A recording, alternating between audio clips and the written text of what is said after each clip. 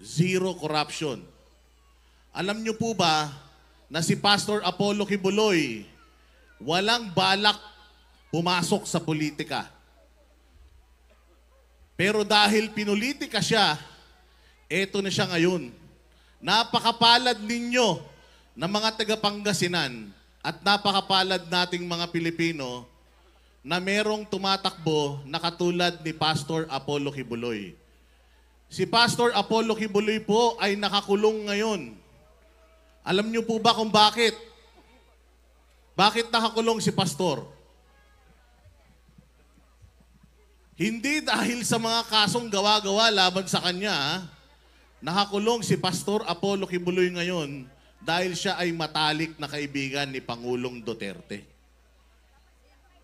Noong una, sino dito ang nakapanood noong 16 days na pinasok yung kanyang simbahan? Taas ang kamay. Meron sa inyong hindi nakapanood. Pero first time po na mangyari sa history ng Pilipinas na ang isang simbahan pinasok ng mga kapulisan, 6,000 ang gustong hulihin isang pastor na walang sinaktan kahit isang tao. Anong kaso? Anong ikinakaso nila kay Pastor Apollo Kibuloy? Rape? Human trafficking? Meron po bang rape na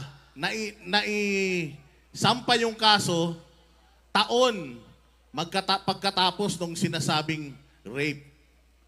Meron po bang rape na kahit isang ebidensya walang maipakita? Medical legal, CCTV footage, text messages, kahit anong ebidensya, wala. Alam niyo po ba kung ilan ang nagkaso kay Pastor Apollo Kibuloy? Sa dami ng paninira sa kanya sa social media, isa lang po.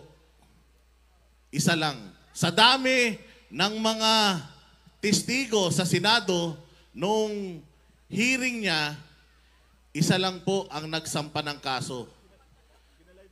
Mabuti pa kay Pastor, may nagsampa ng kasong isa. Kay Pangulong Duterte, wala kahit isa. Noon, nung pinasok ang KOJC at sumisigaw ang mga miyembro ng KOJC ng pang-aabuso, walang pumansin sa atin. Hanggang sa nangyari kay Pangulong Duterte.